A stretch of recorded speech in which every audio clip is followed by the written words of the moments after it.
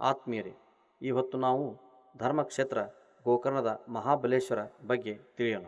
ಇದು ಉತ್ತರ ಕನ್ನಡ ಜಿಲ್ಲೆಯ ಕುಮಟಾ ತಾಲೂಕಿನಲ್ಲಿ ಗೋಕರ್ಣ ಬರುತ್ತದೆ.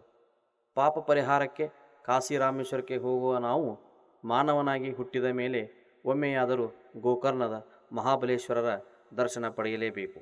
ಇದು 4ನೇ ಶತಮಾನದಲ್ಲಿ ನಿರ್ಮಾಣವಾದ ದೇವಸ್ಥಾನವಾಗಿದೆ. ಇದನ್ನು ದಕ್ಷಿಣ ಕಾಶಿ ಎಂದು ಕರೆಯುತ್ತಾರೆ. ಇಲ್ಲಿನ ಶಿವಲಿಂಗವು ಆತ್ಮಲಿಂಗವೆಂದು ಕರೆಯುತ್ತಾರೆ. ಶಿವಲಿಂಗವು 6 ಅಡಿ ಇದೆ. ದೇವಾಲಯದ ವಾಸ್ತುಶಿಲ್ಪ ದ್ರಾವಿಡ ಶೈಲಿ ಮಾದರಿಯಲ್ಲಿದೆ. ಗೋಕರ್ಣ ಎಂಬ ಹೆಸರು ಹೀಗೆ ಬಂದಿತು. ಭಾಗವತ ಪುರಾಣದಲ್ಲಿ ಉಲ್ಲೇಖವಾಗಿರುವ ಹಾಗೆ ಗೋಕರ್ಣ ಮತ್ತು ದುಂಡಕರಿ ಎಂಬ ಸಹೋದರರಿದ್ದರು. ಇಲ್ಲಿ ವಾಸಿಸುತ್ತಿದ್ದರು. ಗೋಕರ್ಣ ಗೋವಿನ ಹೊಟ್ಟೆಯಿಂದ ಜನಿಸುತ್ತಾನೆ. ದುಂಡಕರಿ ಸಹೋದರ ಕ್ರೂರಿ ಮತ್ತು ಜನರಿಗೆ ತೊಂದರೆ ಕೊಡುತ್ತಿದ್ದನು. ಹೀಗಾಗಿ ಗೋಕರ್ಣನು ಸಹೋದರನ ಮನಸ್ಸು ಪರಿವರ್ತನೆ ಮಾಡುತ್ತಾನೆ, ಮುಕ್ತಿ ಕೊಡಿಸುತ್ತಾನೆ.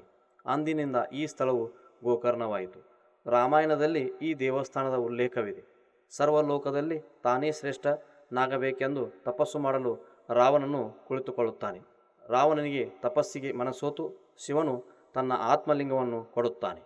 ಆ ಲಿಂಗವನ್ನು ಭೂಮಿಯ ಮೇಲೆ ನಡೆದುಕೊಂಡು ಮನೆಗೆ ತೆಗೆದುಕೊಂಡು ಹೋಗಬೇಕೆಂದು ನಿಶ್ಚಯಿಸುತ್ತಾನೆ. ಅದನ್ನು ಭೂಮಿಯ ಮೇಲೆ ಇಟ್ಟರೆ ಅಲ್ಲಿ ಭೂಮಿಯೊಳಗೆ ಮಾಯವಾಗುತ್ತದೆ ಎಂದು ಶಿವನು ಹೇಳುತ್ತಾನೆ. ಸಂಧ್ಯಾವಂದನೆಯ ಸಮಯದಲ್ಲಿ ರಾವಣನು ವಟನ ಕೈಯಲ್ಲಿ ಆತ್ಮಲಿಂಗವನ್ನು ಕೊಟ್ಟು ಯಾವುದೇ ಕಾರಣಕ್ಕೆ ಭೂಮಿಯ ಮೇಲೆ ಇಡಬೇಡವೆಂದು ಹೇಳುತ್ತಾನೆ. ಆದರೆ ವಟನು 3 ಬಾರಿ ರಾವಣ ರಾವಣ ರಾವಣ ಎಂದು ಕರೆದು ಅದನ್ನು ಭೂಮಿಯ ಮೇಲೆ ಇಡುತ್ತಾನೆ. ನಂತರ ಬಂದ ರಾವಣನು ಎಷ್ಟೇ ಪ್ರಯತ್ನಿಸಿದರೂ ನೆಲದ ಮೇಲಿನ ಇದ್ದ ಆತ್ಮಲಿಂಗವು ಮೇಲಕ್ಕೇಳಲೇ ಇಲ್ಲ.